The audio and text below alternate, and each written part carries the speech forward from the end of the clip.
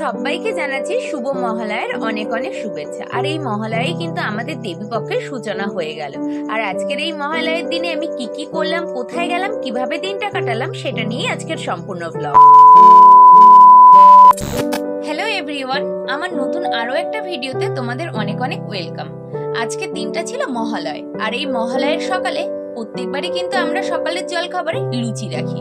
আর আজকে লুচির সাথে ছোলার ডাল রেখেছি। তাই ছোলার ডালটা এদিকে রান্না করে নেওয়ার পর আগে থেকে মা ময়দা মাখিয়ে রেখেছিল। আর বেশ খানিকক্ষণ আগে ময়দাটা মাখিয়ে রাখার জন্য একটু নরম হয়ে গেছিল।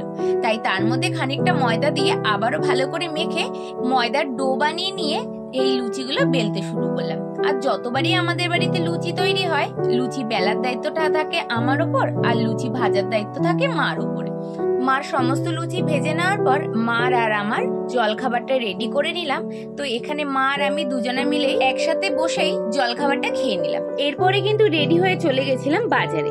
বাজার থেকে বেশ অনেক কিছুই আনার ছিল। তো ফেরার পথে দেখলাম রাস্তার উপরে লাইটিং গুলো কিন্তু প্রায় কমপ্লিট হয়ে গেছে। আর আজকে কিন্তু বাজার থেকে আমি চিকেন মাটন দুটোই এনেছিলাম। তবে চিকেনটা আজ রান্না হবে না, ফ্রিজে রেখে দিয়েছি। আর মাটনটা ভালো করে ধুয়ে তার মধ্যে 2 চামচ টক দই, পেঁয়াজ, রসুন, আদা, লঙ্কা, জিরার পেস্ট, খানিকটা হলুদ গুঁড়ো আর পরিমাণ মতন লবণ দিয়ে এটা ম্যারিনেট করে 1 ঘন্টা রেখে দিয়েছিলাম। তারপরে চলে এসেছি 1 ঘন্টা পর রান্না করতে। আর বাড়িতে কিন্তু চিকেন মাটন হলে আমিই রান্না করি। চিকেনটা বেশিরভাগ টাইমে মা করলেও মাটনটা কিন্তু আমিই করি। তো প্রথমে এখানে একটা কড়াইতে আলু ভেজে নিয়েছিলাম, আর অন্য কড়াইতে একসাথে পেঁয়াজ ভেজে নিয়েছি। ওই তেলেই কিন্তু গরম মশলাটা ফোড়ন দিয়ে ম্যারিনেট করে রাখা মাটনটা দিয়ে একটু সামান্য জল দিয়ে কিছুক্ষণের জন্য ঢাকা দিয়ে কষিয়ে তারপরে প্রেসারে দিয়ে রান্না হবে মাটন। এদিকে রান্না কমপ্লিট। আর এদিকে আজকে মেনুতে ছিল মাছের মাথা দিয়ে মুগ ডাল, যেটা মা রান্না করেছিল, আর মাটনটা করেছিলাম আমি। আর স্যালাডে ছিল 2টো শসা। তো এদিকে তাড়াহুড়ো করে খেয়ে আবার কিন্তু সাইকেল নিয়ে আমি বেরিয়ে পড়েছিলাম। আর সাথে ছিল কিন্তু বেশ কয়েকটা ফুল। আর এই সমস্ত কিছু নিয়েই কিন্তু চলে গেছিলাম মেঘাদের বাড়িতে। ওর মা আজকে আমাকে বুক করেছিল ওর নাচের জন্য, ওকে মেকআপ করে দিতে হবে। এদিকে কিন্তু প্রায় ওর ফেস মেকআপটা রেডি করে নিয়েছি। আর ওকে জিজ্ঞেস করছিলাম যে কেমন লাগছে তোর মেকআপ করে। ওর ভীষণ ভালো লাগছে। এদিকে দেখো আমরা 2টো পদ্ম ফুল এনেছিলাম, তবে আর একটু বড় হলে বেশ ভালো হতো। আর মেঘা কিন্তু সাজতে ভীষণ ভালোবাসে। আর এদিকে ওকে আগের থেকে আলতা পরিয়ে রেখেছিল। তো এই যে নুপুরটা, ওকে এটা পরিয়ে দিলাম।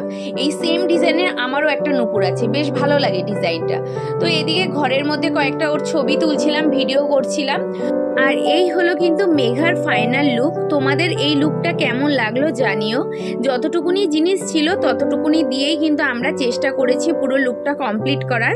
হাতে 2টো জুঁই ফুলের মালা পরিয়েছিলাম, আর মাথাতে কিন্তু একটা জবা ফুলের মালা দিয়েছিলাম। তো আমরা কিন্তু হঠাৎ করেই ঠিক হলো যে এদের বাড়ির পাশেই একটা পালবাড়ি আছে, সেখানে গিয়ে আমরা কয়েকটা ওর ছবি ভিডিও করব, তারপরে ও নাচের জন্য চলে যাবে। আর যেমন ভাবনা তেমন কাজ, চলে গেলাম এই পালবাড়িতে। আর এখানে অনেক অনেক ঠাকুর ছিল। তো এখানে কিন্তু এই প্রথমবার আমি এরকম ভেতরে গিয়ে ভিডিও করছি। তো এখানে মেঘাও গেছিল। আর যেহেতু ও খুব ছোট আর এই প্রথমবার, ও কিন্তু খুব ভয়ে ভয়ে যাচ্ছিল।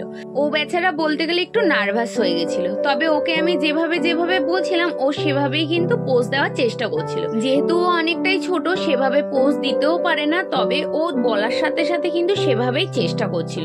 তো এখানে কিন্তু আমরা বেশ অনেকগুলো ছবি ভিডিও করলাম। আর দেখো এখানে কিন্তু এখন অন্যভাবে ঠাকুর রং করা হয়। আগে যেমন সাদা বেস কালারটা হাত দিয়ে করা হতো, এখন কিন্তু মেশিনের সাহায্যে করা হয়। এতে অনেকটা তাড়াতাড়ি ঠাকুরের বেস কালারটা করা হয়ে যায়। সাথে একসাথে অনেক ঠাকুরের রং কিন্তু তাড়াতাড়ি হয়ে যায়। আর এইদিকে দেখো, একটা মেকআপ করতে যতটা না সময় লাগে তার থেকেও অল্প সময় লাগে একটা মেকআপ তুলে দিতে। এদিকে কিন্তু সমস্ত কাজ সেরে আমি চলে এসেছিলাম বাড়িতে এসে ফ্রেশ হয়ে আমি কিন্তু বেরিয়েছিলাম আমার এক ফ্রেন্ডের সাথে পাওভাজি খেতে। তবে খুব একটা ভালো লাগেনি বলে আমরা হঠাৎ ঠিক করলাম যে আমরা পিজা হাউসে যাব। আর এই পিজা হাউসে গিয়েই কিন্তু দেখবে টেবিলের উপর একটা মেনু কার্ড রাখা আছে। ওটা দেখেই আমরা ভাবছিলাম যে কি কি খাবো। অলরেডি তো আমরা পিজাটা অর্ডার করেছিলাম, এর সাথেও অন্য কিছু একটা খাবো বলে আমরা ঠিক করছিলাম। এদিকে কিন্তু আমরা অর্ডার করেছিলাম চিকেন বারবিকিউ পিজা, আর সাথে অর্ডার করেছিলাম চিকেন নাগেট। তবে এই পিজাটা অনেকটাই চিজি ছিল আর খেতেও কিন্তু ভীষণ ভালো ছিল। আমার তো খুবই ভালো লেগেছে। এখান থেকে একটু ফ্রেঞ্চ ফ্রাইটা খাচ্ছিলাম, এই চিকেন নাগেটের সাথে কিন্তু ফ্রেঞ্চ ফ্রাইটা ছিল। আমরা কিন্তু আর এটা আলাদা করে অর্ডার করিনি। তবে এই চিকেন নাগেট দুটো খাওয়ার পর মনে হলো যে এরকম করে একটা ভিডিও করতে হবে বড় বড় ফুড ব্লগে যেটা দেখি। যাই হোক, ওভাবে করেই খেলাম।